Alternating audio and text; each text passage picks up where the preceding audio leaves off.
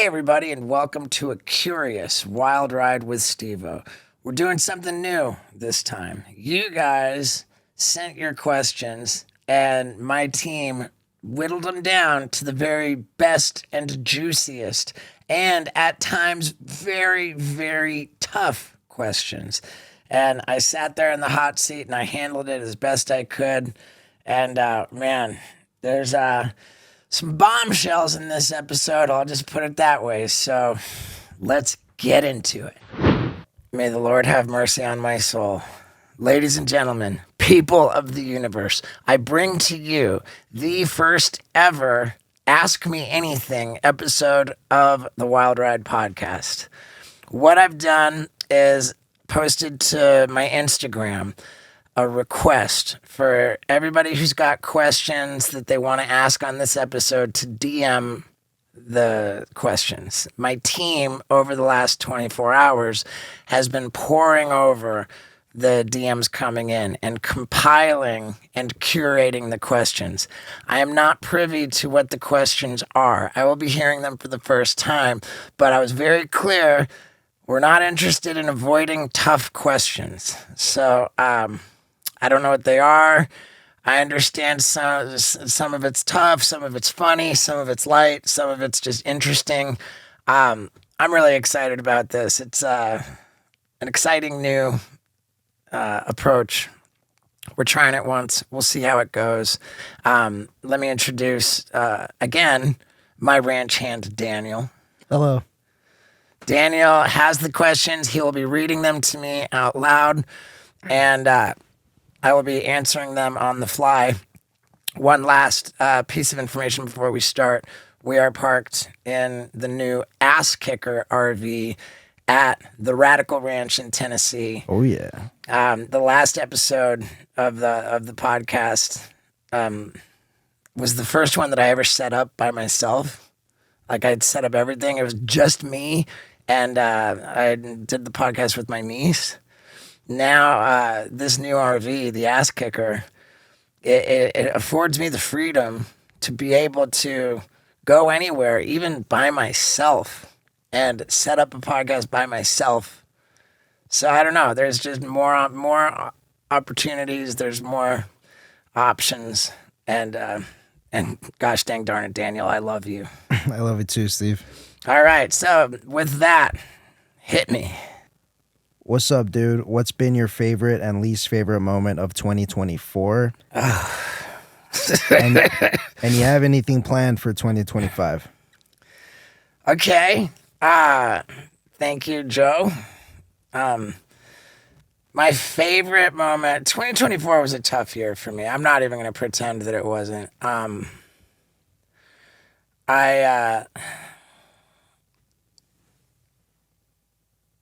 Absolutely my least favorite thing of 2024 was having made such a big deal out of I'm gonna get tits, I'm gonna get a boob job, and then and being so public about it, and then ultimately admitting that wasn't a rad idea and backing out of it. Like, I was so ashamed and embarrassed.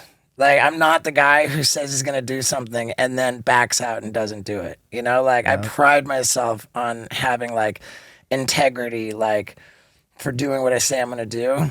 And I didn't. Now, granted, I do believe that I have another kind of integrity, which is I can admit when I'm wrong. But that was just, for me, really, really tough. Yeah, backing out of the boob job and feeling like I was so ashamed and so embarrassed. I just why did I make such a big deal out of it, telling everyone it's going to happen? And, so that sucked. That was the worst thing about 2024. The best thing about 2024, damn, the Radical Ranch, dude. And I got really healthy.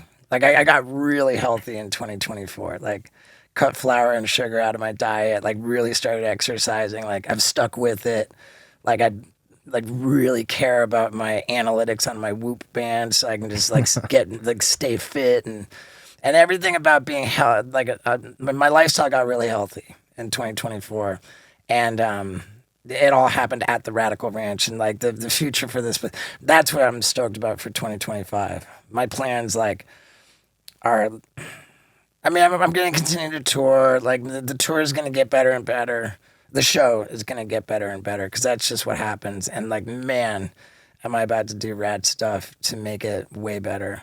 But a little bit of touring this year, a lot of developing the Radical Ranch. That's what I'm so excited about.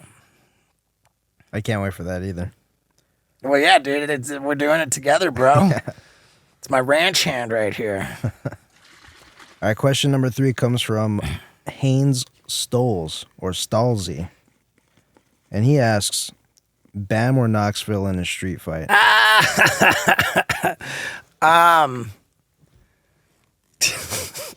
Jesus.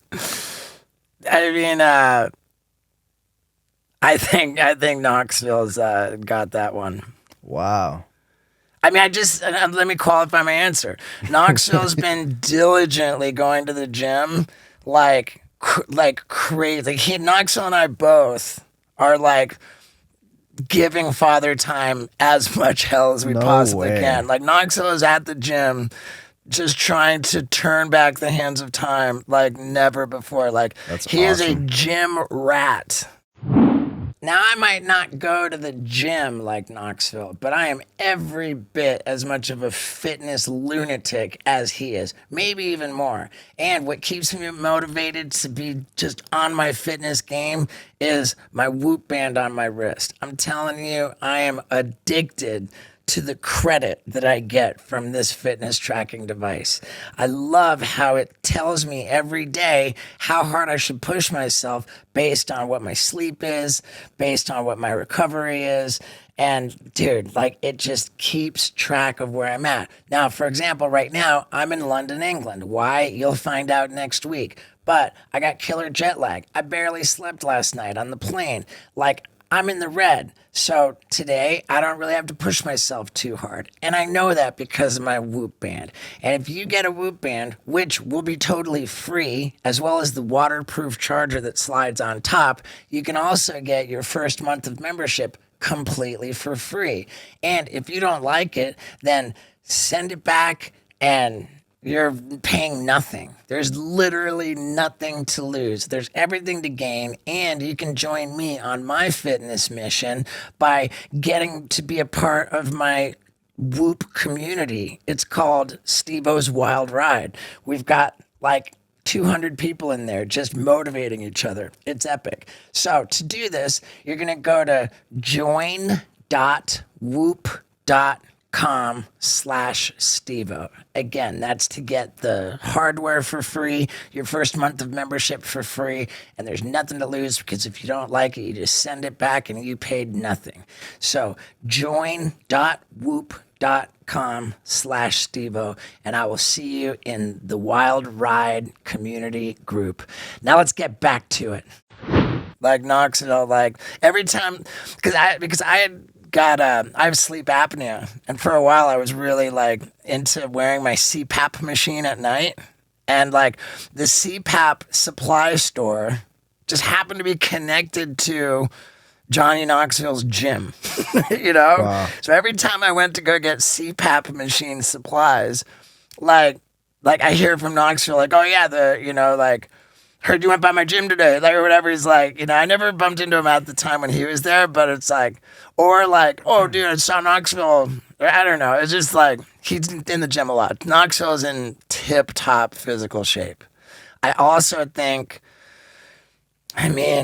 we've seen footage of Bam fighting, even like particularly recently, and he didn't have like a lot of technical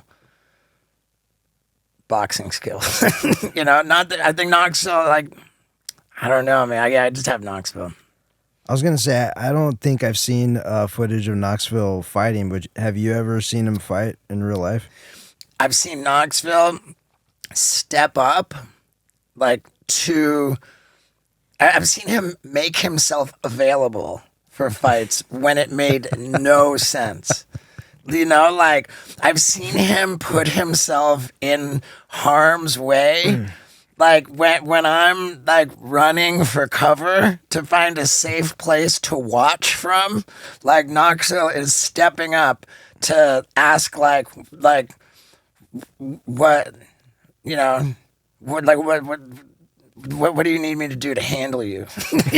Like, and Knoxille also has made himself available for very physical situations just to defend the honor of absolute strangers. Wow. Yeah, like Knoxville, like he's a good old fashioned like Southern country boy and a gentleman at that. So like Knoxville's not afraid to get in a fight. Yeah, he definitely wasn't afraid of Butterbean. Yeah, yeah. So question number 4 comes from Yeshi Wilson, and they ask, favorite stunt by you or any of the crew that never saw the light of day? Oh, what a great question. That never saw the light of day.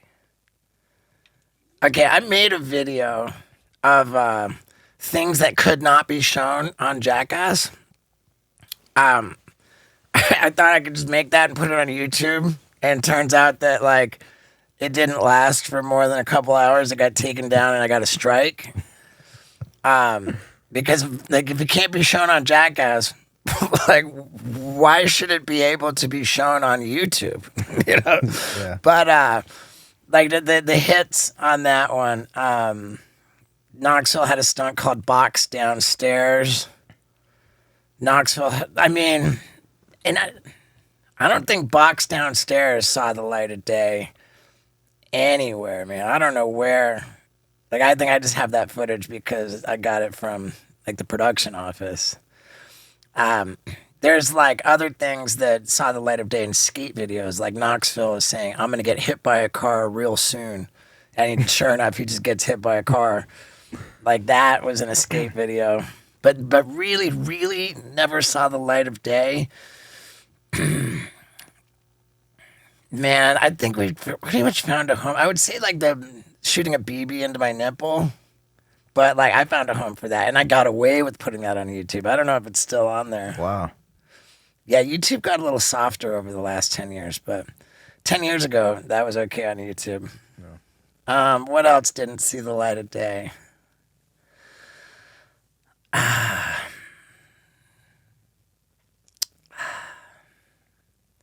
It wasn't on footage, but I couldn't even tell that story. Yeah. So. Bummer. Yeah. The Canada one. What was the Canada one? Maybe it was in Canada, but it's like something to do with a metal light post. Oh, yeah. The metal light. Yeah, that was definitely in Canada, in Saskatoon. It was like a square metal post, and this girl had gigantic boobs. Like gigantic natural boobs. Whoa. And somehow, like, we asked if she wanted to try to, like, freeze them to this square pole. Oh, wow. And she totally did. And, like, her boobs, like, wrapped around the whole square pole and, like, came off, like, as, like negative, like a version of like, bricks.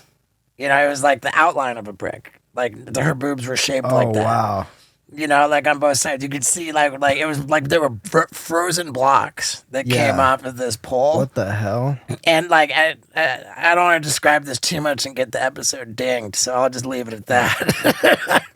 It was cute. It was like that movie A Christmas Story, right? Is that when he licks the pole? Yeah, it was very fun, very YouTube friendly. Yeah. You have that footage? That footage never saw the light of day. So yeah, thank you, Isaac. That was helpful. Question number 5 comes from Grayson R06. Real quick, there's one other one, which there's a couple things that never saw the light of day now that I'm thinking of it. All from around that same time. I had a diving competition with the former national 10-meter platform diving champion of the USA. This guy was the dopest. Wow. And it was like we were going dive for dive, but he got judged on the smallest splash, and I got judged on the biggest splash. And man, I ate it. So Really? I did a handstand. I did a flip out of a handstand. He did a flip out of a handstand and ripped it. I did a flip out of the handstand, did not rip it. It was so scary, so brutal. At the end, we had an optional dive, and he wheeled me off the top diving platform inside a trash can. Oh wow. And I think he did like something epic, but that footage never saw the light of day. I don't know. I've been searching for it forever, and I'll never find it now. And there's another one. There's a guy who was like paraplegic. He was paralyzed from the waist down, and he was like showing me how he could do wheelies in his wheelchair, and it was just really impressive. And I was like, dude, I want to hang with you, man. Like, and we ended up like all hammered at a hotel that night with like a big staircase, and we were going stunt for stunt in his wheelchair. No way. Like I went like I think we both individually went like flying down this huge flight of stairs backwards in his wheelchair. And we were like laughing, like, what's the worst gonna happen? What, are you gonna get paralyzed? Like, dude's already paralyzed, you know? Like, Right. And that guy was someone, I even kept in touch with that guy. And it just it hurts my heart that footage, I don't know what happened to it. You still talk to him today? I don't know. Like, I mean, maybe he'll hear this and he'll reach out. Yeah. That's cool, man. He was a really cool dude. Time of his life. Yeah. So we got some good answers out of that one. Question number 5 comes from Grayson_RO6. He asks, what the hell even is the Wheel of Doom? There you go. It started out as the Crash Cube. We were on the set of Jackass Forever, which at the time was just called Jackass 4. And I devised this thing, this 4 foot tall by 4 foot tall, or 4 foot wide, 4 foot long, 4 foot deep, like cube made out of steel pipe, like roll cage.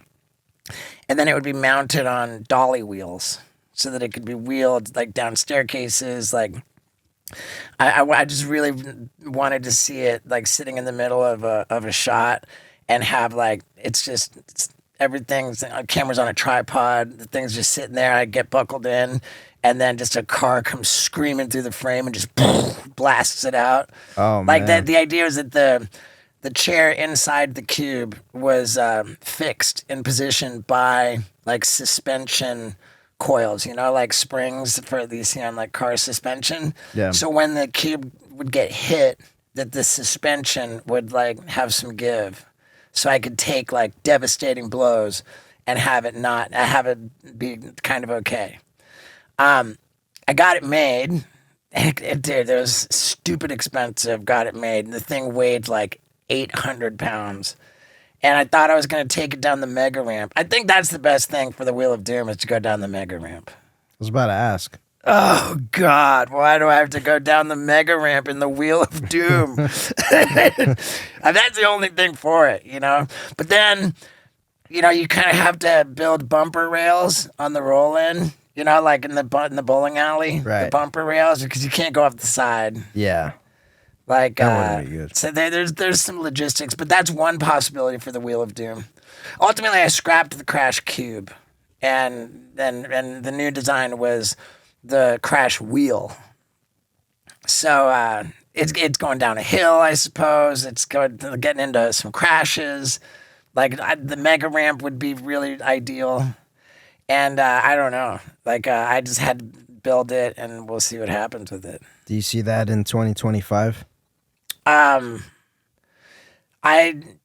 don't even know if anything's gonna ever ultimately make the cut. I mean, we just did that stunt with the Zorb, and I was like, dude, it's like it doesn't even look like anything. I got worked in the Zorb.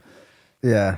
So not everything turns out to be gold that like is worth showing people. Yeah. I'll be playing with it in 2025, and we'll see if we get anything awesome. Nice. Question number 6 comes from 2A_Ray. Of all the places you have been to, which do you hate the most, and why is it Connecticut? I don't hate Connecticut. I remember there being a pretty gnarly neighborhood that some comedy club or theater we were at was in. Isn't Skinny Vinny from Connecticut? Or is he New Jersey? I think he is from Connecticut. I think he's from Connecticut too. I'm So yeah, don't talk bad about the home of Skinny Vinny. He's a legend. And is there a place that I hate? I had a pretty bad experience in San Francisco. Like, and I held it against San Francisco because after I had this bad experience, I was like, I mentioned it to everybody I met for the rest of that whole trip. Right. And every single person in San Francisco I said it to, I was like, dude, I got the window smashed out of my car and everything stolen from in my car. Everyone I said that to, said, yeah, me too. It's just like, that's what happens in San Francisco. Wow. Like if you park your car, the window gets smashed and like whatever's in it gets stolen. And I found that to be upsetting. Like, it's bad enough it happened to me, but like, I just really started holding it against San Francisco when every single person said, yeah, that happened to me too. Yeah. And like, I had what I call my super pack, which was like, had so many like camera lenses, like super killer camera, like brand new iPad, brand new MacBook, like, and it had like, dude, that was the biggest score that any smash and grabber, like car thief in San Francisco ever got their hands on. The value of that one backpack that they stole out of that car after they smashed the window was absurd. And went straight to the police station to report it, and the cops basically laughed at me. Like, what? You know, like, ha, you know, like they'd like, so that made me hate San Francisco too.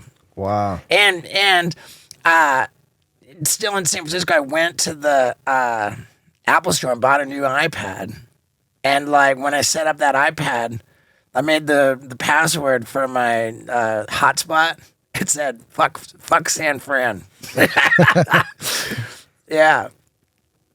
Wow. I mean, whatever. I should have compassion for people. It's because they're struggling there, you know. And that's the thing about San Francisco is that Silicon Valley, all the tech companies, you know, like at the time Tesla, Google, you know, like Apple, like that's all of that tech money, like is concentrated in that area, you know, Silicon Valley, and so all of that money in the Bay Area like just made everything so expensive that it's what's called gentrification. You know, like the cost of everything rose so much that honest, hardworking people cannot afford rent, cannot afford, you know, like the cost of living got so high that honest, hardworking people like just are in terrible financial situations, and like in that whole dynamic, crime becomes like a serious thing. And now like Oakland is in that area. Like all the retail stores just stopped. They don't even have retail in Oakland. Jesus. Like it's just, they like everything closed down in Oakland because no business can make money because there's so much theft. You know, like the crime is so bad. And I think that ultimately San Francisco is really going to be like the canary in the coal mine. You know, like what San Francisco is now, or they're at that time, like expect the whole rest of the country to kind of follow and be that later. It's terrible. It's gnarly. Question number 7. It's by Senti. And they ask, are you ever going to laser away the dick on your face? I'm pretty sure that I will.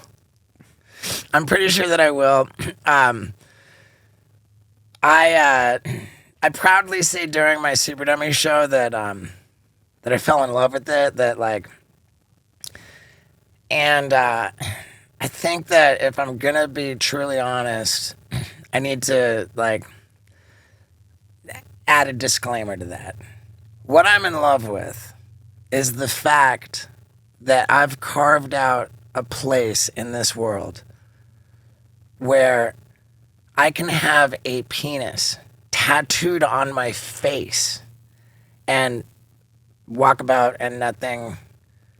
My life isn't any different. If anybody else had a penis tattooed on their face, like a very detailed penis with like jizz shooting out of it on their forehead, like, I think that would dramatically change most people's lives. I don't even remember that it's there. I talk to people on a daily basis. I go about my life, like it's not shocking because it's my forehead.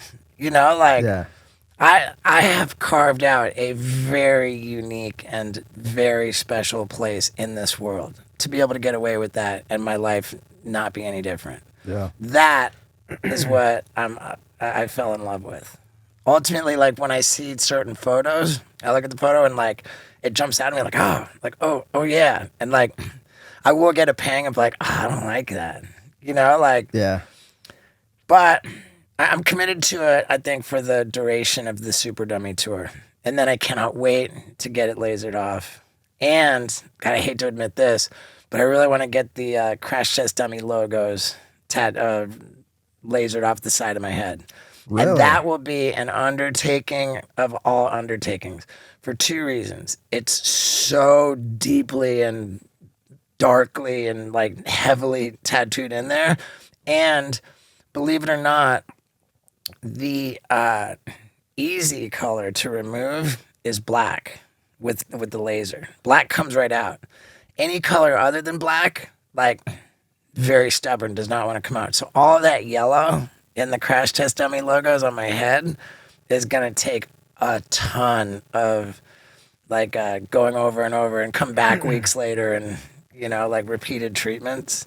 But the thing is that, and that's why I originally only got the Crash Test Dummy logo on top of my head, because I know that when I choose to get a haircut that I think is going to look the best, it means the sides of my head get like faded, like shaved pretty close, like so close that you definitely see the Crash Test Dummy logos.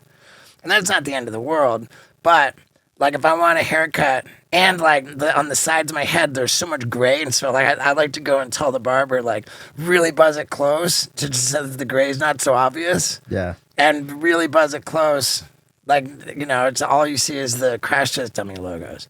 Again, not the end of the world, but once the Super Dummy Tour is over, like I want to laser that off too. Question number 8 comes from Natisa Marshall. And she asks, hey, Steve, I live in Tennessee and was wondering if the Radical Ranch is going to be taking rescues or how the process of rescuing an animal looks like for you guys. Cool. Yeah, the taking rescues like sort of as a function of, that's what we do. I would say the answer is no. Are we bringing in animals? Yes, but like they're not on any kind of a major scale. Like I can say that the next animals that we get here, that we rescue, and not necessarily in any order, but cows and chickens. Not sure if chickens will come first or cows, but really excited to have chickens and cows. That's next. So then at that point, we'll have goats, pigs, cows, chickens, dogs, and cats. And once we have all of them, then we'll be figuring out like what's the next area of the property that we put up fencing and what animals do we rescue to, live in that. That's exciting. I'm looking forward to it. Yeah, what animals do you think we should get after cows and chickens? Oh, man. You know what? Sorry, we got to get a jackass. Which is just a donkey, right? Yeah. Yeah, I don't want... I was literally going to say donkey. I don't want one of anything. Yeah. Because if you get one of anything, then it's lonely. Yeah. So like, I can't get a jackass. I got to get like a cast of jackasses. That'd be pretty rad to have like get a donkey and name him Knoxville. Get a donkey and name him Pontius, party boy. Yeah. Like, yeah, a bunch of donkeys. That'd be sick. I wonder if they're difficult to take care of because I understand that horses are like both a ton of work to care for and like super expensive to care for. Yeah. And donkeys, from what I gather, are pretty closely related to horses. But whatever, we gotta have them. The Jackass cast. That's sick. Fucking awesome. Everything about the Radical Ranch is awesome. And our first fundraiser for the nonprofit, which is now registered and official, is going to be epic with the help of Shopify. Because Shopify is the ultimate gold standard in e-commerce. And when we do this next fundraiser, 100% of the proceeds from everything that we're selling on Shopify will go to the nonprofit. Man, I'm so excited about it. We're going to put up fences. We're going to bring in animals. It's going to be epic. And thank you, Shopify, for making it so easy and so efficient. I want you guys to try it too. Whether you're a charity, whether you're a for-profit business, anything to do with e-commerce, Shopify is the ticket, man, for building the website, for plugging in all of the e-commerce. Shopify. And you can try it for just $1 per month if you go to shopify.com/Stevo, making sure that that's all in lowercase letters. Again, you can try Shopify for only $1 per month. If it's to finally build that website you've been dreaming of or to take your existing business to the next level, go to shopify.com/Stevo to get to work for only $1 per month. It is a deal that you can't turn down. Shopify.com/Stevo, all in lowercase letters, and let's get back to it. Question number 9. It's by Alex. I'm going to mess up this last name. Go for it, too. Mohirik. Good. Read your Professional Idiot book and was wondering while you were going through recovery, was there any type of music or songs in particular that helped you get through it when you were at your lowest point? Okay.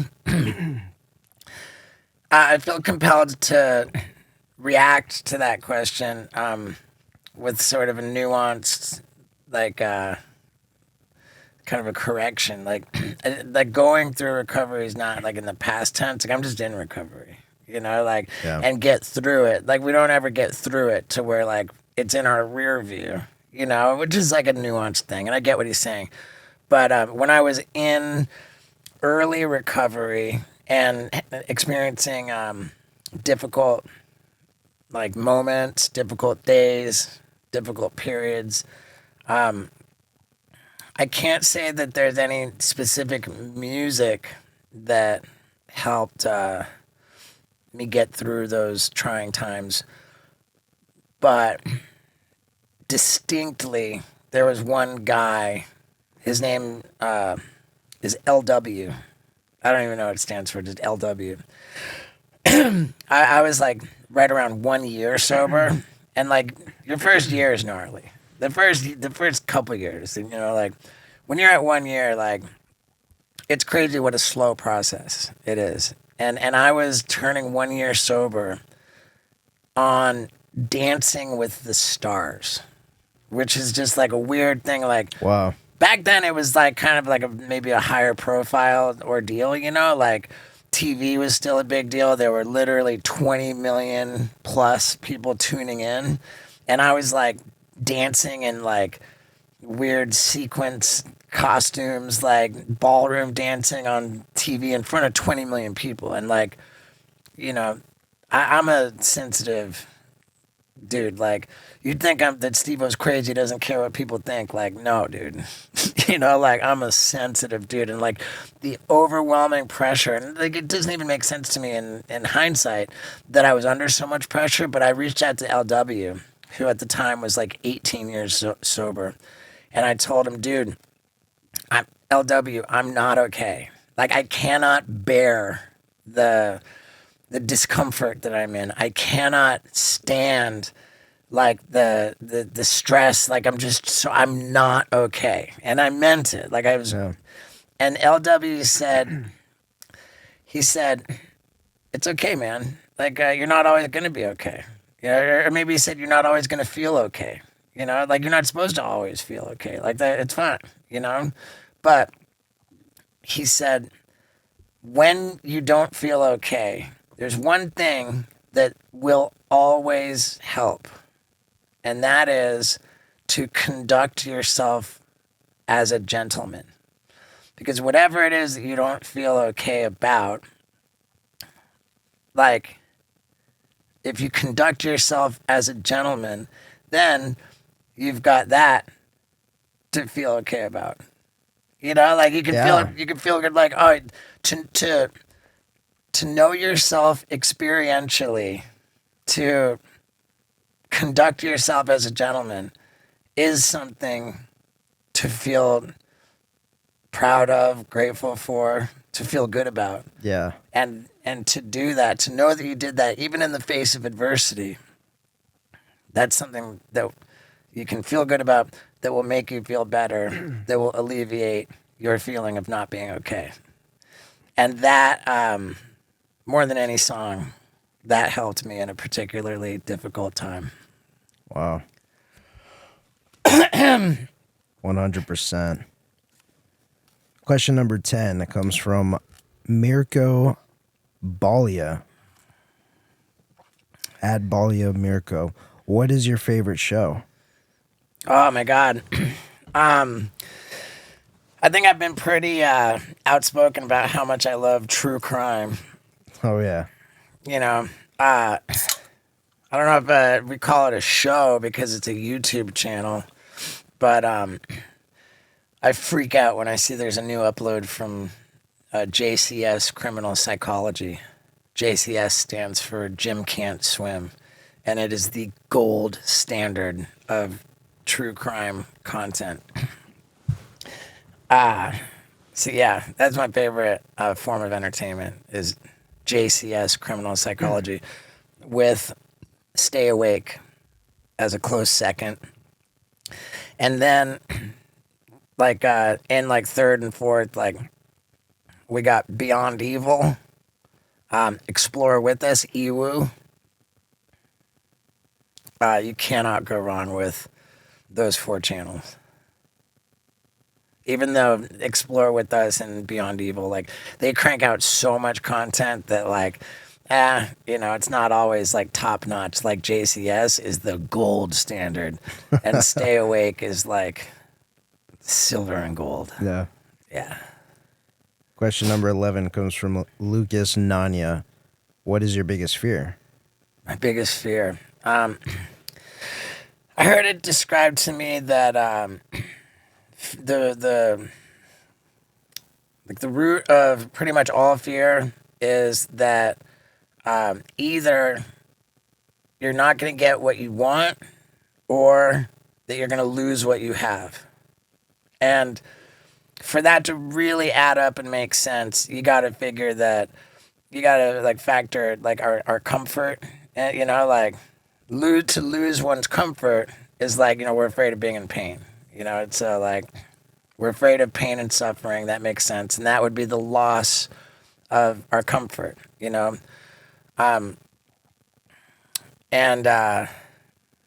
So it's a pretty broad stroke answer, but my greatest fear is to lose what I have, and even I'll take it a step further, to lose everything, and it's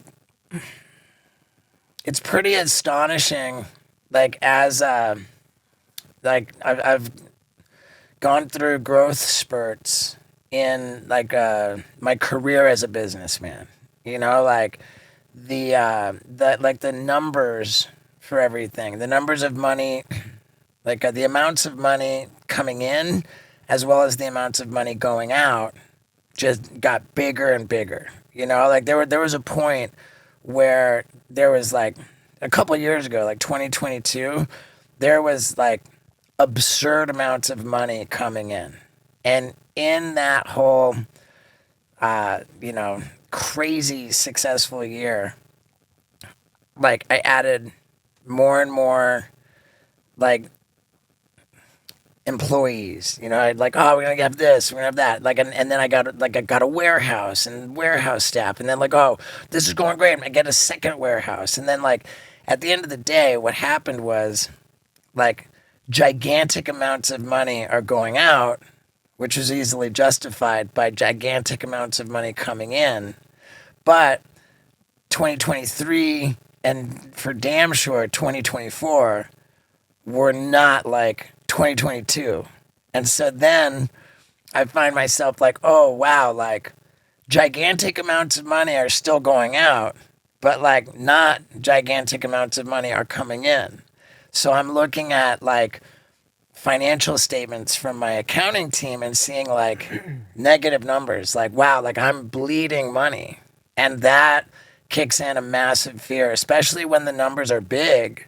Like, wow, at this rate, like I could lose everything. And that's like, and that's just the definition of fear. Like, we're afraid that we're going to lose what we have, and we're afraid we're not going to not get what we want. So yeah, and like to have like kind of drop that out there. Like, I've been really trying to like cut spending, like be more kind of frugal, make better decisions. I think I'm doing a pretty good job of it. Like, at the end of the day, I didn't like lose money in 2024. It just was like a meager year compared to what I've gotten used to prior. And that's fine. And it's scary to me that, like, man, maybe I peaked, like I think I could actually probably pretty confidently say, like, in my career, having had that Jackass Forever 2022 year with like everything was just going nuts. The interest rates were like at the all-time low. The pandemic, everybody had the stimulus money. Like, it was a perfect storm of opportunity for like me to have like the craziest, most successful year. And I don't see that I'll ever beat that. But I got to not look at everything from like a financial perspective. And I got to look at it like, all right, maybe I'm done making that kind of money, big whoop, like now let's worry about our relationship with the universe. I'm big on that at this point. So that's what I'm most excited about 2025 is that I'm really getting down with, my relationship with God. Beautiful. Yeah, dude. And God's the answer to fear. Like, the opposite of fear is love. Like, there's only two things that can motivate any decision or any action. It's either love or fear. It's crazy because like that holds up. There's nothing you can do that's not one of the two. And like seeking a relationship with the universe, or if you want to call it God, like that is like by definition, I would say, like seeking to make every choice be motivated by love and not fear.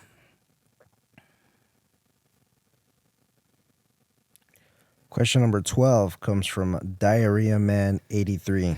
I love him already. And he asks, can priests edge if they can't masturbate? I knew I was going to love him. Are we clear that priests can't masturbate? Because they can certainly guzzle whiskey. Like, what, I'm not sure that there's really a defined set of boundaries for priests. And if there is, I don't think it's proven to be very helpful. Yeah. Like, if, let's say hypothetically, if there's like a set of rules, like if the answer is no, priests can't edge, priests can't do anything sexual, like it's not okay, then like the role of priest becomes like a magnet for people who like have like really deviant like sexual predilections. And that's why, like, there's a big problem with that. Yeah. So I hereby vote for priests to fully crank out loads, fully, like, whatever, because if they don't, like, one way or another, they're gonna, But I don't want to bash on organized religion. I think that it's worth noting that people of faith, like, really have a demonstrable advantage over people without faith. I believe that to be true. Yeah. Question number 13 comes from Murdog47. Did you ever have a near fatal overdose throughout recording Wild Boys or Jackass? A near fatal overdose throughout recording Wild Boys or Jackass. I don't know if overdosing. Yeah, I'm sure it actually is a thing with nitrous. If I remember this correctly, and there's a good possibility that I don't, I feel like I was supposed to be the one who was going to get the penis brand in the second movie. The one where, like, there was like a dick farm or whatever you called it. Yeah. I think that I was supposed to be the one to get branded. It's kind of like my wheelhouse a little bit more. Maybe I was just supposed to be there, but I was not there because if it was the night before or if it was like call time, I was supposed to be in the lobby, like whatever, they couldn't find me.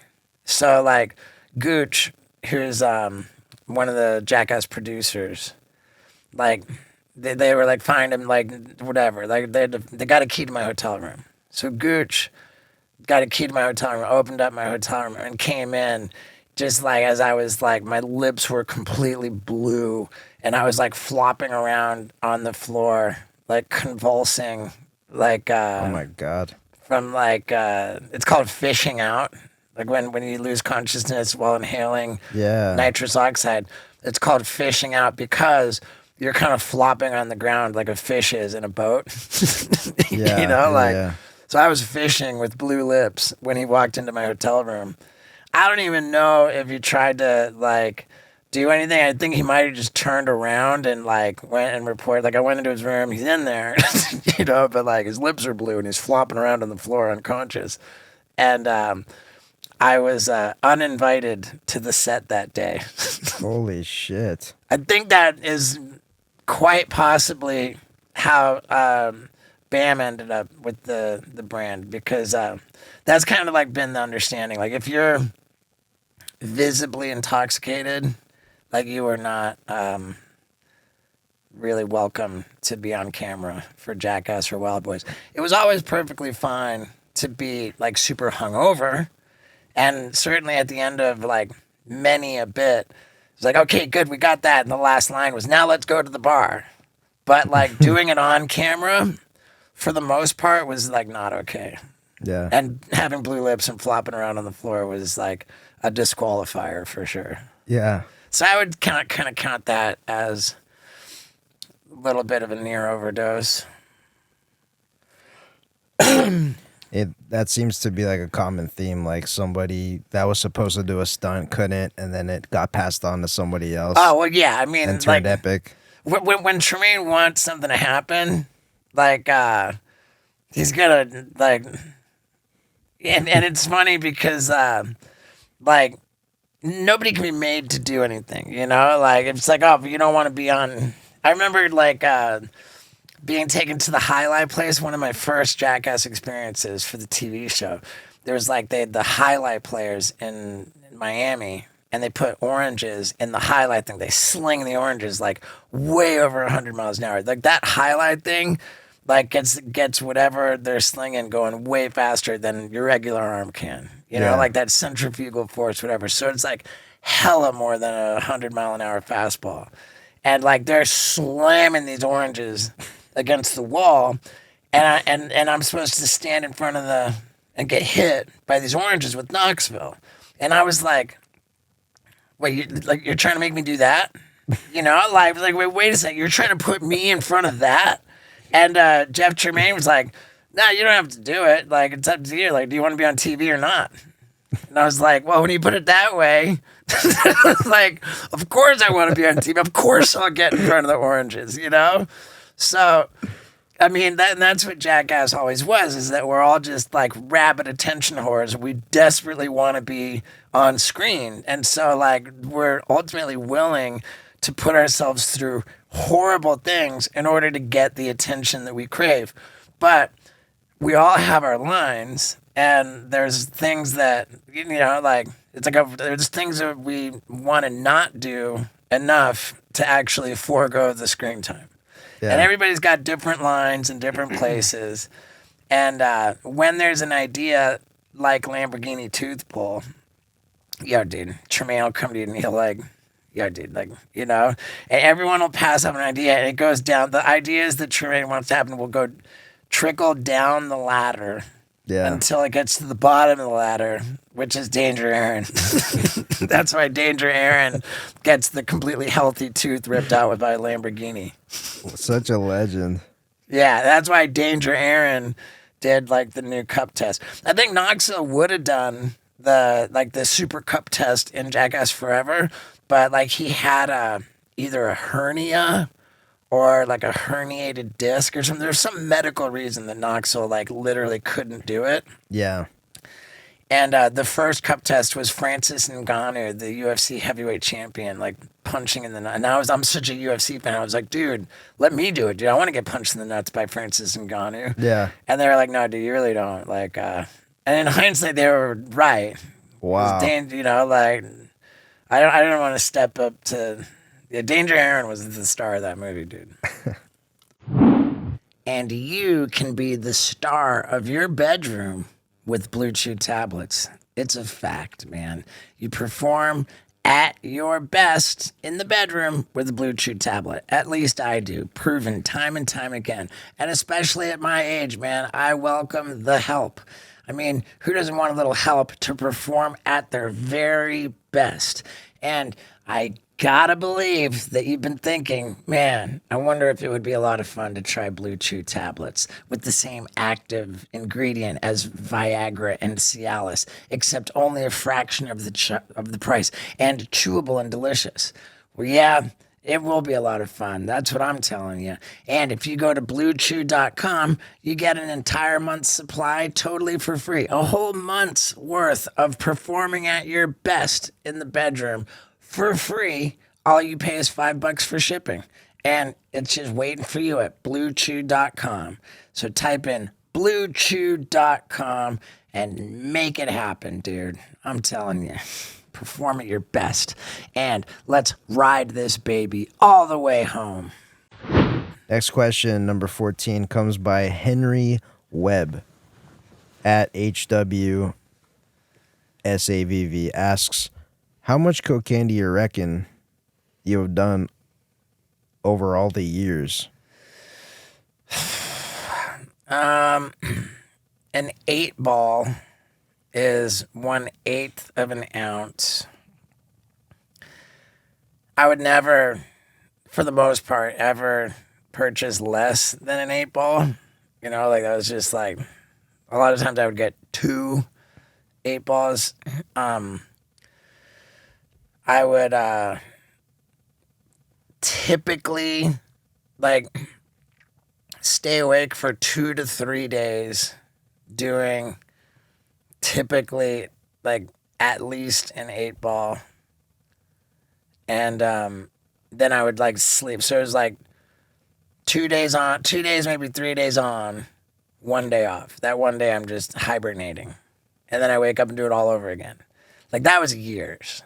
So You did that for years? I did that for years. Wow. Yeah.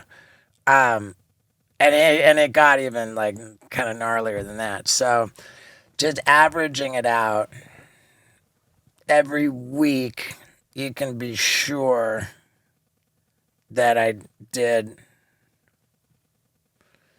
like a 1/4 ounce of cocaine, like on an average week. So, and I don't want to like get crazy and inflate it. So let's say, fuck it, let's say a quarter ounce a month. You know, two like 1 8 ball every 2 weeks. That's light.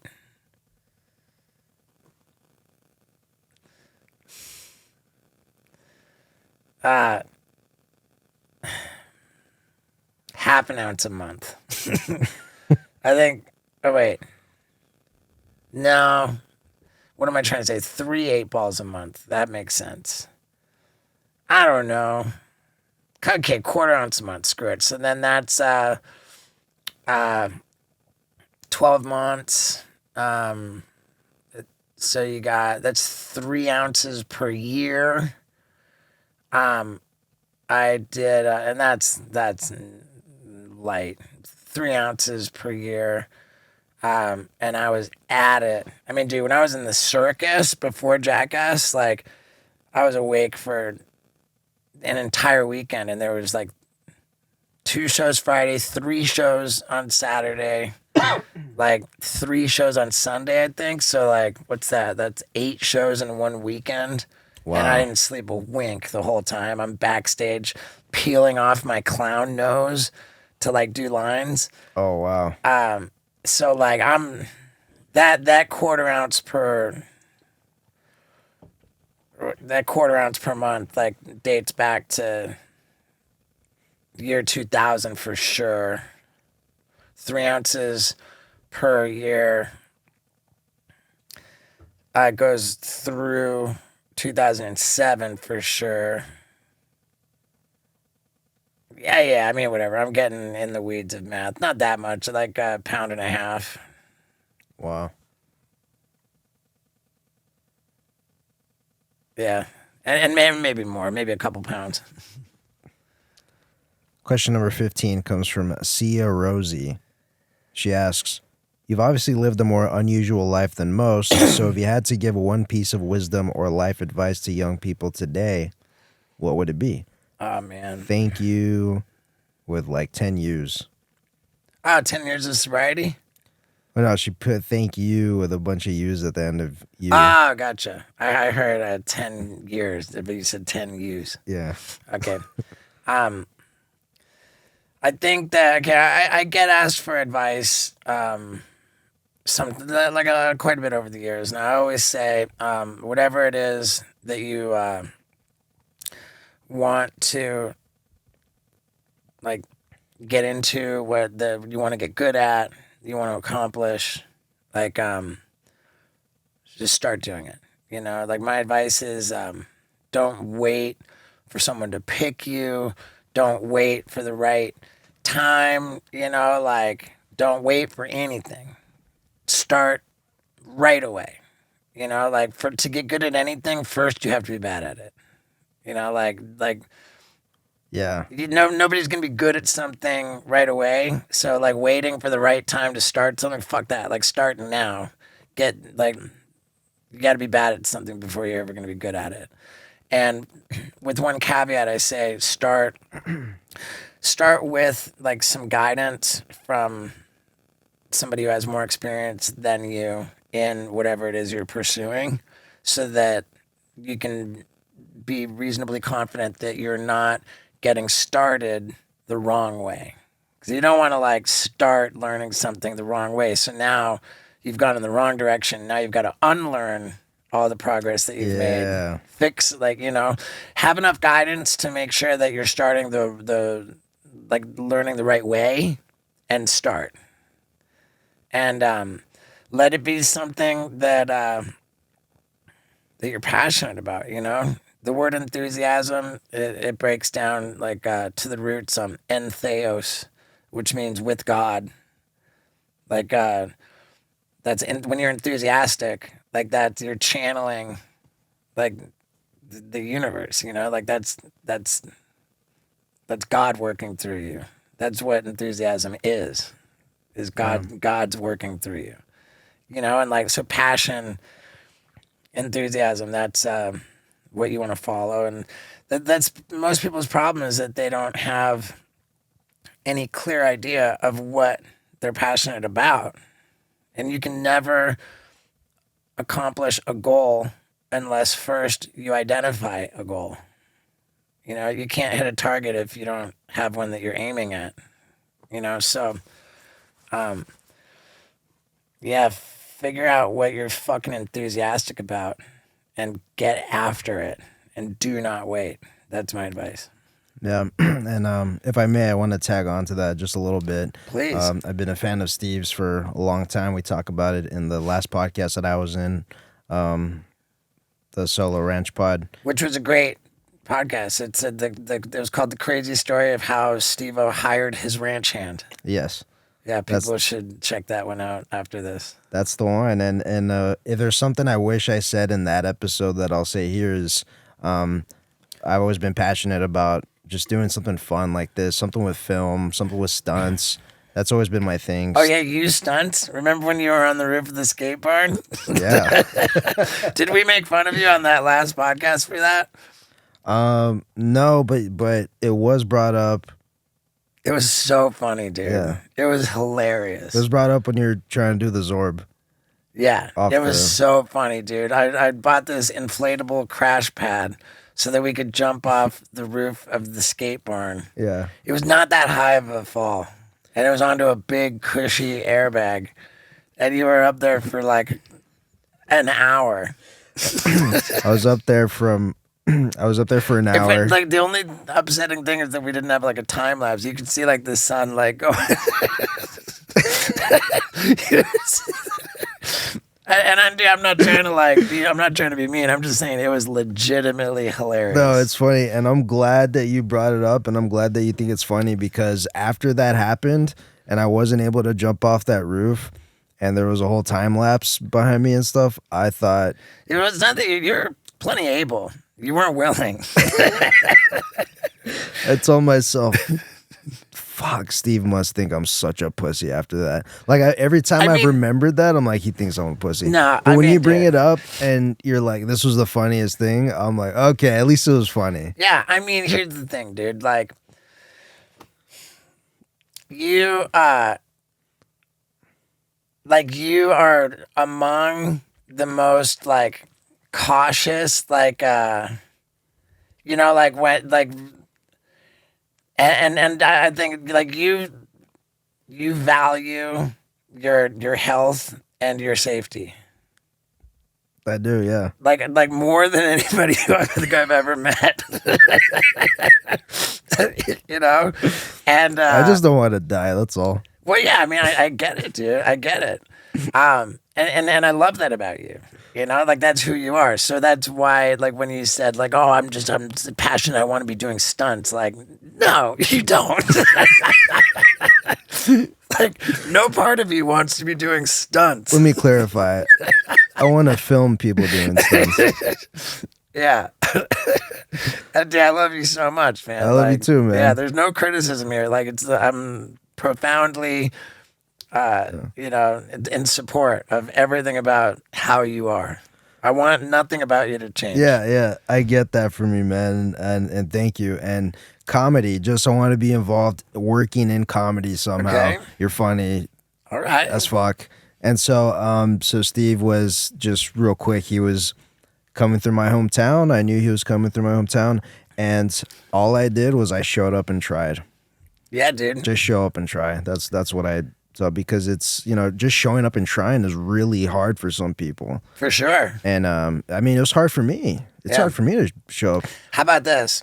There's no such thing as luck. There's simply the point when preparation meets opportunity. Yeah, exactly. Just be prepared. And if you don't show up, then you're never gonna get an opportunity. Yeah. So be able to discern, like, identify opportunity and show up for it. Yeah. How about this? Seek opportunity. Find it. Yes. And show up for it. Yes. Yeah, dude. Good advice. All right. So question number 16 comes from artificial_KD. Are you and Lux still together? Why haven't we haven't seen her in forever. Oof. Okay. Before I recorded the podcast tonight, we had our second ever board meeting for the Radical Ranch, which is the animal sanctuary that Lux and I, have been dreaming of, that, and it is official. We got our letter from the IRS, like we're approved, we're registered, we're licensed to solicit donations, to collect money, to spend on animals. Like this board meeting, it got me so stoked. Lux too. And we're absolutely working on that together. However, we are no longer together as a couple. And that we haven't announced it to, we talked about it. We talked about doing a collab post from both of our Instagrams with like a statement about how I drafted one. She said that she liked mine better than hers. It said, wow. I wrote, since we made the move to Tennessee, like it's been really clear that we're like passionate about like pursuing like different things. I know for sure that when we made the move to Tennessee, like I just fell in love with it. I just clicked right into place. I'm like, dude, I love it here. And it's easy for me because everything, like, my world kind of revolves around me. So if I move to Tennessee, like, that just has to work, like it doesn't matter where I am. Yeah.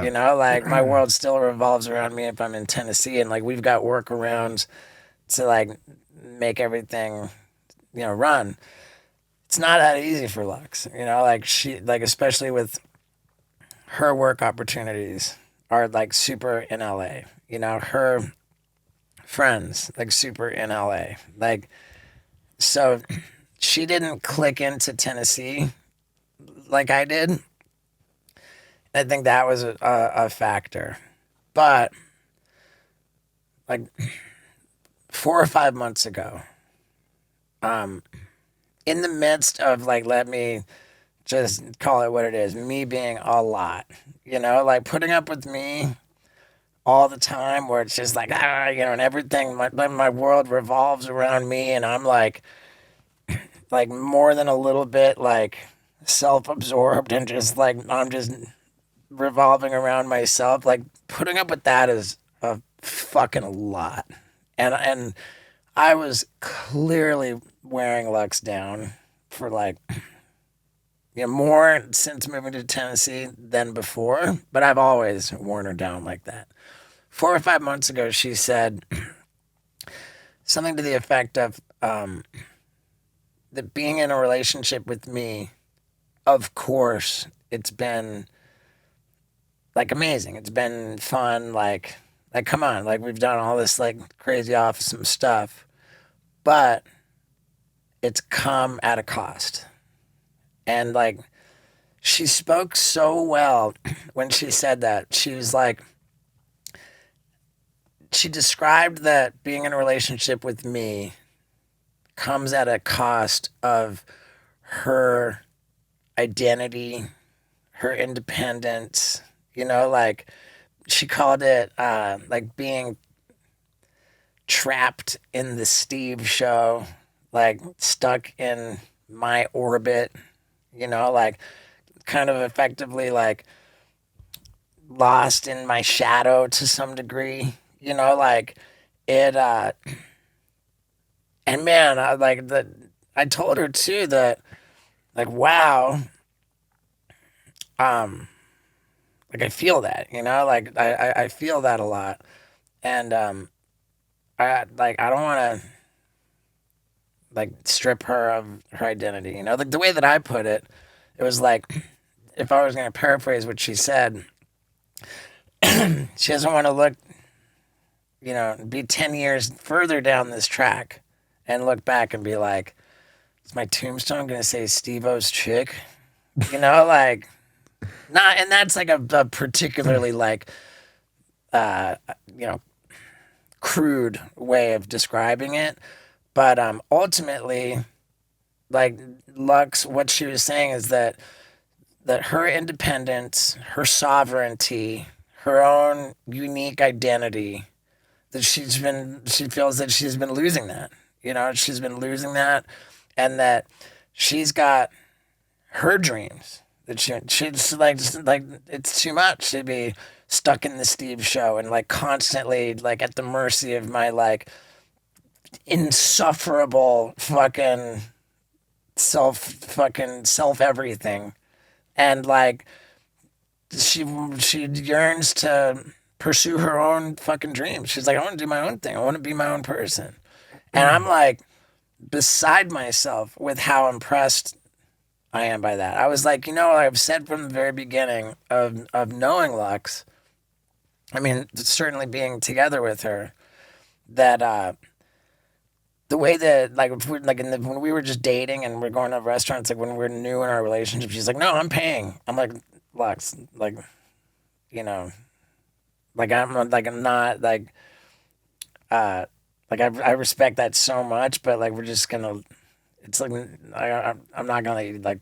She was so determined to like be paying for stuff, and like I just respected that so much. And whenever anything came up, I was like, man, so many other people in this situation that like we're in, that you're in.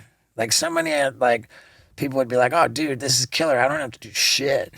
And she never lost her passion to work, to support herself. Like, I mean, dude, like it's so impressive that she is that way. And like, you know, it's crazy because I was talking with my dad about the whole thing, and my dad was like, yeah, like I saw this coming like 5 years ago. He said, he's like, he described that the way that Lux is with her fierce independence and the way that I am, like, you know, us together, he's like, you guys together, just the dynamic of who you are, your personalities, your situations, like, you guys together, like, we're just on a track that was just headed towards it. You've been on a crash course to this situation. Like, and when my dad put it that way, it made sense to me. I was like, man, you know, like, and in all of the like the growing apart and like the frustration that we both had, like I certainly fucking handled a bunch of stuff like not well. You know, I was like Lux to a much lesser degree, like handled certain things not great. And at the end of the day, we just arrived at a place where it's like, you know what? Like, nobody is right, nobody's wrong. We're just like these two people who, like, this was going to be the ultimate outcome, you know? And like all of the turbulence, all of the like frustration, like all of the struggles that we went through at the end wasn't even anybody doing the wrong thing. It was just symptoms of like the dynamic that was at play. That's just what was going to happen. And I believe that to be true. So and as it all like came to a head, it was like for like I said 4 or 5 months ago that started, and Lux said that she wanted to spend some time apart. And I was like, wow, man, like that's crazy because I'd always maintained like I never want to like not be with you, you know. And once that was the thing, and then we were apart, and the more that we were apart, she was like, I'm getting energized, like I feel like I'm getting momentum on my own. I'm excited about like what I can do on my own, and I'm like fucking right on. The more like I was apart and like doing my own thing, I was like, well, holy shit, dude, like what if I'm not so worried about like privacy and like, but like imagine like, what if I just did whatever like I want, like I just started like I think we both separately got excited about like opportunity that we could just do what we want and pursue like what we want, Right. and it just came to a point where we had a conversation that it was like, hey, like nobody did anything wrong. Nobody cheated on anybody. Nobody did or said anything that was so terrible that it'll like never go away. Right. It was all like minor turbulence and frustration, but like all like super civil and like we respect each other so much. We ended up just deciding, okay, we're not going to be together anymore. And it's crazy that we're even saying this, but we're just actually not going to be together anymore. And I found myself thinking, holy shit, like nobody would ever believe that like like everybody says they break up amicably and like they still love each other, and like I wouldn't have even believed it. And like I'm like, am I actually in the midst of like the most like loving, like mutually respectful, amicable parting of ways? Yeah. Like I didn't even know that it was possible, and I'm not gonna say that it's easy, like it's not fucking easy, and I feel like an absolute catastrophic fucking failure. Just right up there with the boob job thing. To be like, I said I'm gonna do this, and then I didn't do it. But and that's a long ass fucking answer. But I just got off the phone with Lux before this. She said that she wanted to bring. I saw your Instagram story. I saw that you're gonna be taking questions. She's like, I know there's gonna be some question about if like what's going on with Lux, and she's like, if there is, go ahead and answer it. Like, and I was like, okay, like I'll Wow. I figured there would be that question too. Yeah. I told her that I would isolate the section where I talk about it and send it to her because I don't want to put anything out that. Yeah, of course. She said, I trust you to say it, like she said, I'm not going to want to make any changes. I'll want to know like what was said, but like, yeah. And she's like sick and not feeling well. And she said that that's like just forcing her to like kind of sit in her emotions. And so like she's having kind of a tough day. But I just love her, man. I love her. And we had a bunch of conversations that were just so healthy and like mature.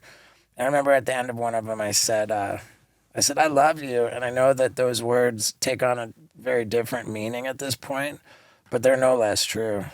Yeah.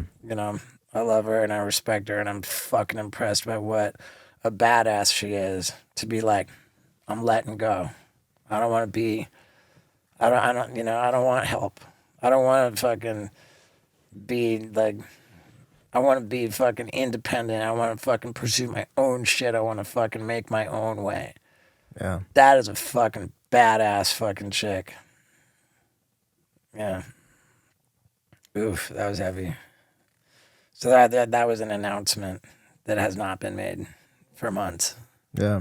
Like we've been apart for months now. Crazy. And I just want to say this. I don't know. Like, I know you could probably cut this out or whatever, but, while we're on the subject, like, yeah, I remember, like, nobody had told me anything. I didn't know anything, but, like, I just remember a few months ago, I just had a gut feeling, and I just kind of knew. And, that thing that happens when you know something's going to end and you have, like, a highlight reel of that person playing through your mind of, like, so I had that with her, like, when she first was showing me how to water her plants over FaceTime the first time I met her, and then fast forward to her showing me how to clean the goat barn and hanging out with the goats, and then fast forward to in Tennessee where she's buying me, making sure that I'm like I have everything I need to be prepared to work on the ranch, and I just felt so grateful and sad at the exact same time because I knew like this is probably it, and that was with nobody telling me a fucking thing. I just felt it, and definitely the I think that was like the inevitable. We didn't realize it, but I think that was the inevitable outcome of our relationship, just because of who we are and like the mix of our personalities and like what we're about. But the move to Tennessee like really sped up that inevitability. Kind of like an alcoholic can drink and drink and drink like for a long, long time, and ultimately it gets like bad to the point that they get sober. But when the alcoholic like starts doing cocaine, that'll like really speed up the the trip to rock bottom. You get to rock bottom a lot faster with a lot of drugs involved than just drinking on its own. yeah, And like Tennessee was like the move to Tennessee was like the drugs speeding up the trip to rock bottom. yeah, Yeah. And and I think that, I think that's probably for the better because like I told her on the phone earlier, I was like, I really believe that it happened so gradually, like the frog in the boiling water, that you kind of don't realize. Like the change is so gradual. Like the frog in the boiling water thing is that the water heats up so slowly that ultimately the frog doesn't realize it's boiling to death because it just didn't notice the change was so gradual. And like with us, I think that like the joy in the relationship was like evidently like diminished. It was so gradual over time. Like, and if we had stayed on that track, I just think that we were going to be miserable. And because nobody ever did anything really wrong, there's no catastrophic event to like really destroy the relationship in any like that.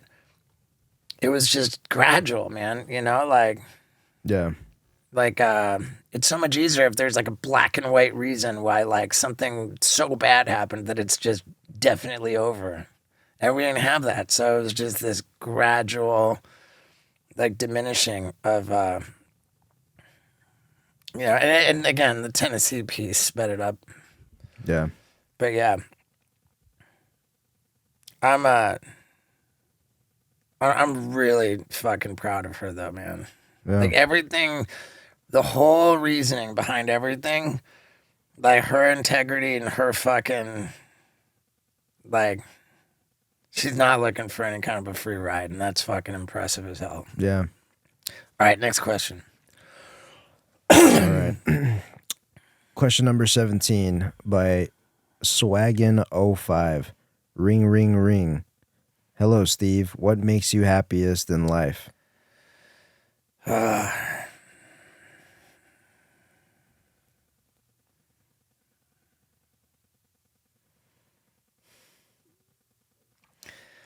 I mean, snuggling with the dogs, man. I've seen this. I really fucking love animals, man. I really fucking love animals. Moon Pie's been over here just like ignoring me the whole time.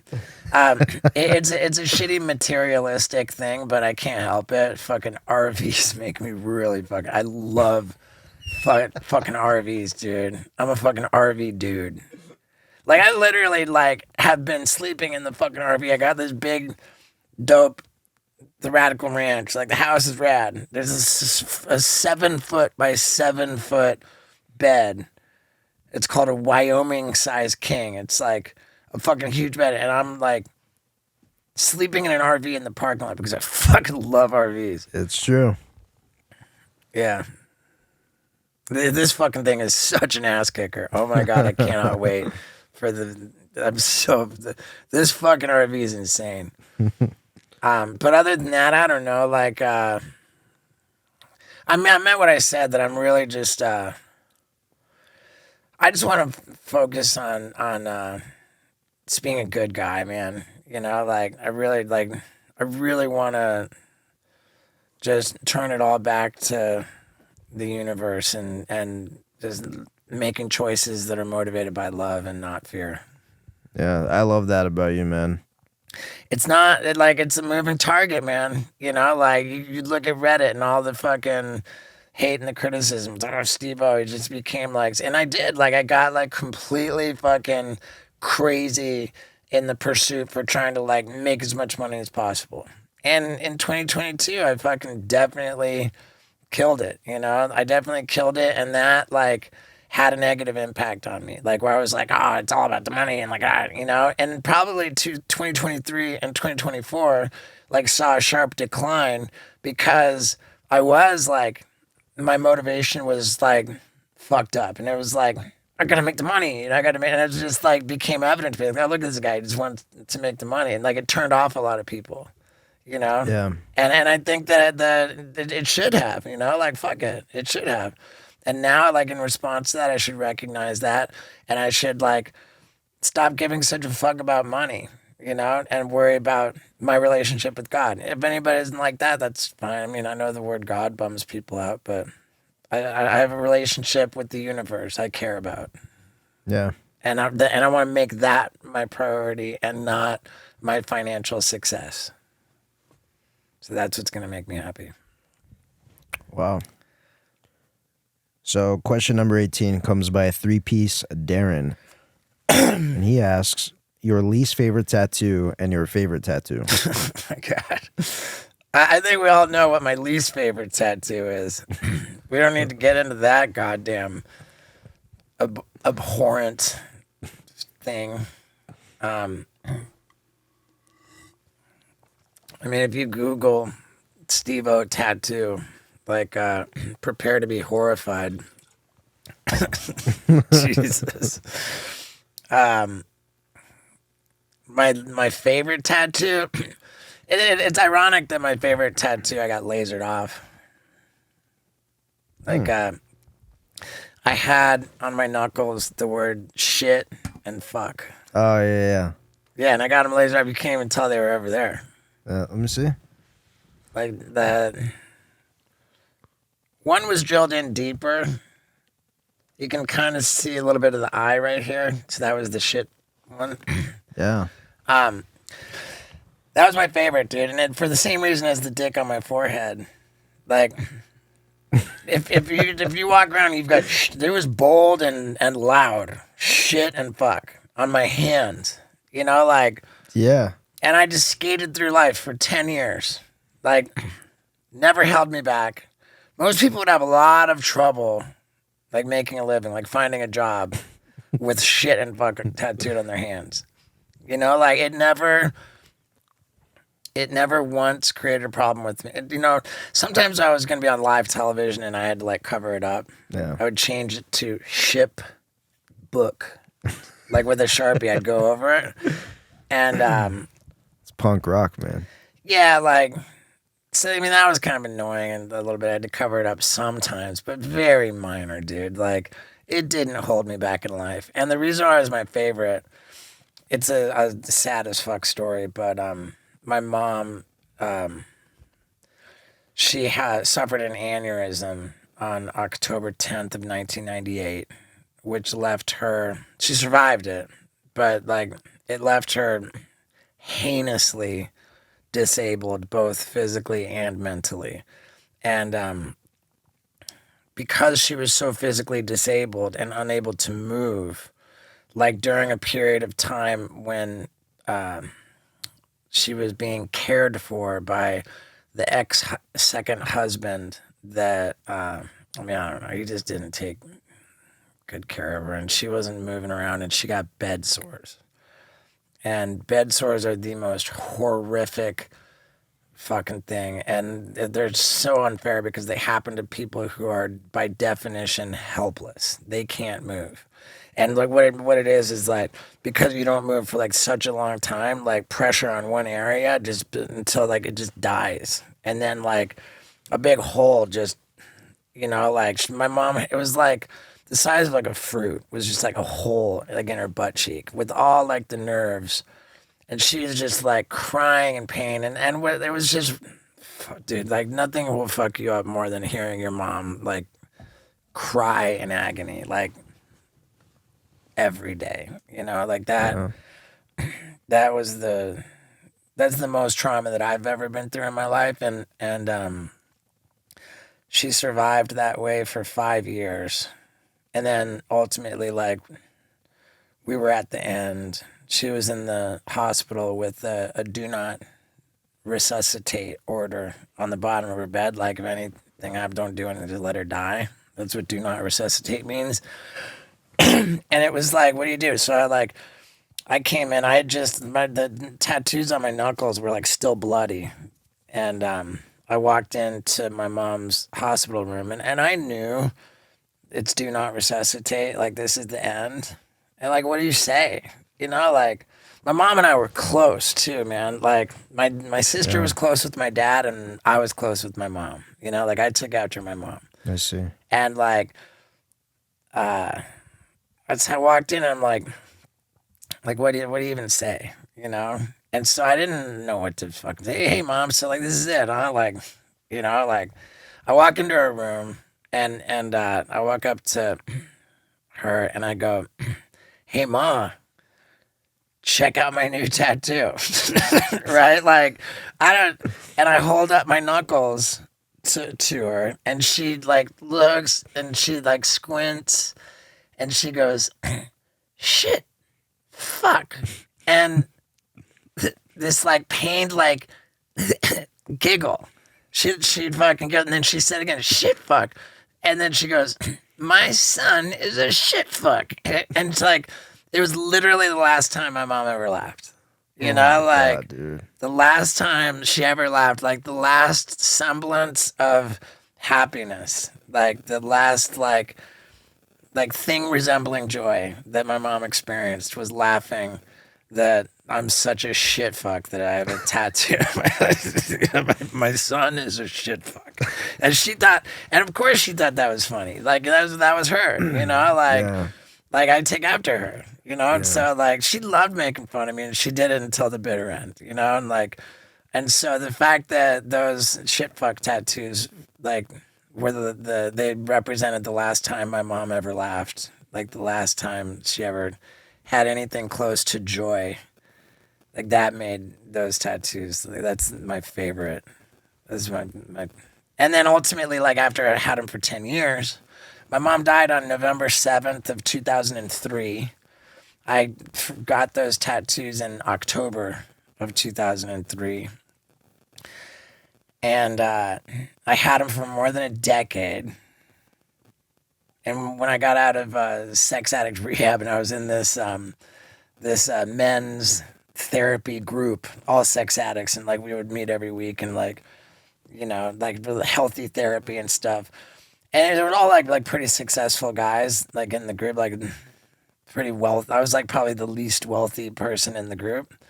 And one of them one night, it was at the end of 2013 or the beginning of 2014. The guy was like, the guy in my group, my therapy group, he says, man, I'm looking at your hands and I gotta say, it just makes me sad. He says, it just makes me sad. He says, I'm struck by the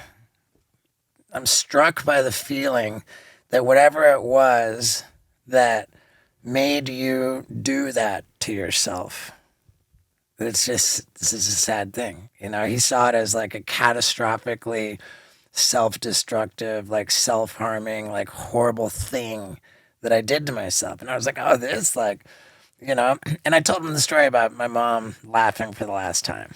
And I went on to say, like I've had these for 10 years. It never, ever, like, I'm really proud that it's never held me back, you know, like, and the same guy went on to say, wow, you know, this beautiful story about your mom. So it just goes to show that, like, you know, you just can't judge things. Like, you don't necessarily Like what you think when you see something, it could be something totally different. He's like, Yeah. that was a beautiful story. But it was after that therapy session that night that I decided, I was like, wow, like I don't want to bum people out. I don't want people to look at my hands and like be bummed. And I Yeah. just felt like I felt that whoever I was trying to impress with my knuckle tattoos, they never really cared. Like when I got the shit fucking, I'd planned it for a while. I was like, Ozzy Osbourne was my hero. Yeah. And because he was the gnarliest guy ever to walk the earth. Like the gnarliest guy. And he had Ozzy tattooed on his knuckles. And I was like, oh, dude, I'm going to take it a step further. I'm going to be gnarlier than Ozzy. I'm going to get the same kind of tattoos he's got, but it's going to be shit and fuck. Like, there was like an homage, like, to honor Ozzy and to like make Ozzy proud because I took it even further. I'm even gnarlier. Yeah. I got to show it to him. Yeah. I met him one time and I showed him. What do you say? What do you say? He said,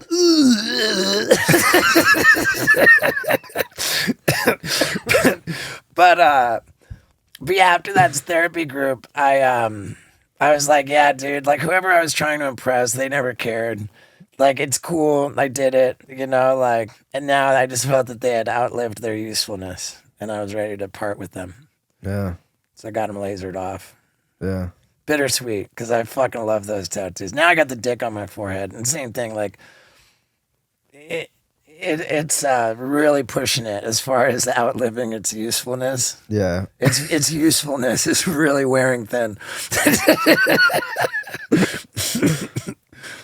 No, that's great. All right, we got to be wrapping it up pretty soon, huh? How many more questions? There's one more question. One more. Yeah. That was a beautiful story. I can't believe I've never heard that before. Yeah, I don't know that. I don't really run around telling that story a whole lot. Yeah. All right. Question number 20 comes from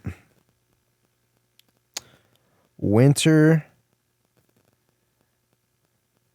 I'm just going to spell it out. WINTRKAELTE.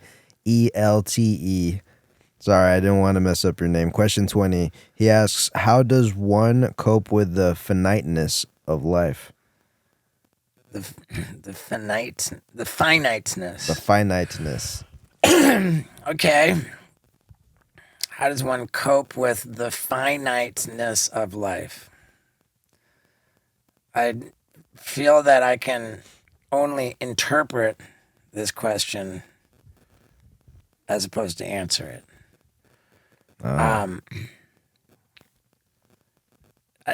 Maybe I can't even interpret it. Maybe I can only react to it. Yes. Is life finite? Like finite. Scared or the synonym for finite. Like infinite is forever, like abundant, like it never runs out. Infinite. Finite is the opposite of infinite. Finite is so little that it's not even there. Like it's tiny. It's like scarce, like to the point of like the opposite of infinite. Yeah. So finite, like limited, a limited amount, like the tiniest amount. Is life finite? I don't know that it is. Like it's like saying the last 10 years just flew by. I can think of 10 years ago and think that, wow, it's amazing that time went by so fast. But I could also very easily think of it and like, holy fuck, 10 years is a goddamn long time. Yeah. Everything is so relative. Everything's so relative. And like, I don't even think life is finite, man, especially not like in like my understanding of like spirituality and like my belief in the reality that we are not human beings having like this experience. Like, we're not human beings having a spiritual experience. We are spiritual beings having a human experience. And the human experience is for sure, go ahead, call it finite. The spiritual being is not. There's nothing fucking finite about that at all. Yeah. And the finiteness of life. Dude, I'm fucking 50. There's nothing finite about 50 fucking years. You know? There's nothing fucking finite about 50 goddamn years. And like Jackass came out when I was 26. Wow. So like imagine that. Like I'm 52 this year. So what, like now next year is the year when like I like for half of my entire life, like go down the street, like everyone knows who I am. I mean, maybe that's an overstatement, you know? Yeah. But goddamn, like way back in, I remember when we were filming Wild Boys in 2003 in, maybe we were in Indonesia or something. Maybe it was 2004. I don't know. But like we're filming with an indigenous tribe, doing like some kind of fucking fire dance with like dudes who live in like, you know, like they're not like dressing up like for the fire dance. Like they're like indigenous, you know, like. Yeah. And this fucking indigenous cat like points at my arm and he said like a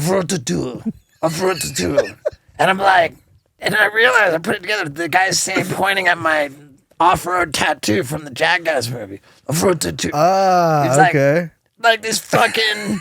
I'm like, dude, I'm on like a fucking island in Borneo, Yeah. like in Indonesia, in the middle of fucking, you know, doing a fucking fire dance on a remote island with a fucking indigenous tribe. Yeah. And the fucking guy's calling out the off-road tattoo from the Jackass movie. I was like, there's not a corner of the goddamn globe that like I could ever hide on. You know, like that was when the truly global nature of like what like the reach of whatever fucking That's insane. I was a part of, you know, like I was like I'm a part of something that is completely covered the goddamn globe. Yeah. You know, and that was like that was definitely more than 20 years ago. Yeah. There's nothing fucking finite about 20 years. Yeah. So yeah, I didn't answer that question. I just reacted to it. You could say it all happens in a snap of a moment of now. And, you know, in the book Conversations with God, like, is there, and, you know, he asks God, is there any such thing as like an end? So like, does the universe ever end? Like, does it ever like, Yeah. no, it does not ever fucking end. Yeah. It's infinite. And turns around and asks God next, like, does anything ever get end on the small side? No, like, God reports that if you take something and cut it in half, what you're left with, you can cut it in half. And then that, like, there's never a point when you can't keep cutting it in half. Yeah. You've never reached, like, so both ends, like, it never stops. And you could have an entire universe exist in, like, the nucleus of an atom that has, like, a fucking particle, like, orbiting it. Right. Yeah, like there's no like scale. There's no such thing as small or big. So there's no such thing as finite. You can keep cutting finite. You know, you can cut it in half, like 1 million more fucking times. You can still cut it in half. So yeah, it's a very subjective concept, finiteness. Yeah. But I like the question. Yeah. All right, dude. This was a healthy exercise, I think, man. Yeah. Yeah. Yeah.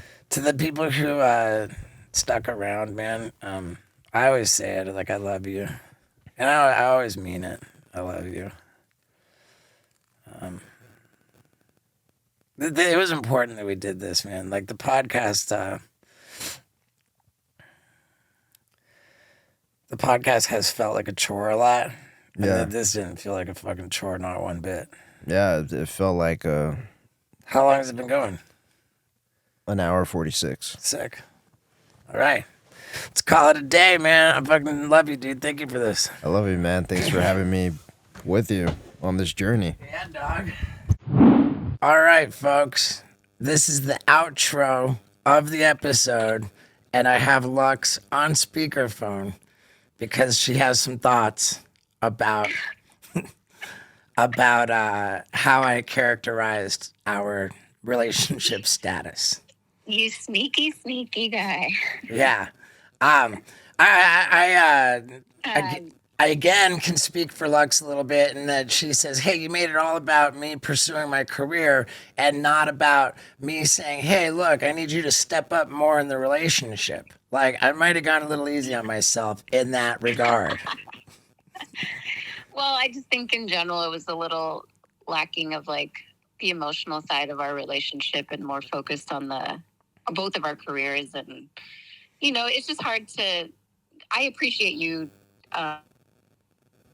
to talk about it and kind of make the announcement. And, you know, it's just hard to have somebody else speak for you. And, you know, you just want to be able to like put it out there, but there's just so much involved, and it's a difficult thing across the board. And I'm super appreciative of you, and I feel like you articulated things a lot better than I could have. And you know, I just texted you that I saw. I listened to it again, and yeah, you did such a great job, and thank you for giving me so much praise in it as well. Well, I mean, I appreciate you. I spoke from the heart, and I really am like super grateful that we can be in a position where we talk on an almost daily basis, and we end every call saying, I love you. And, Yeah. you know, I mean, I really do mean that. And I love Yeah, me too. I love what we're doing with the Radical Ranch. Like, I love everything about what's going on. And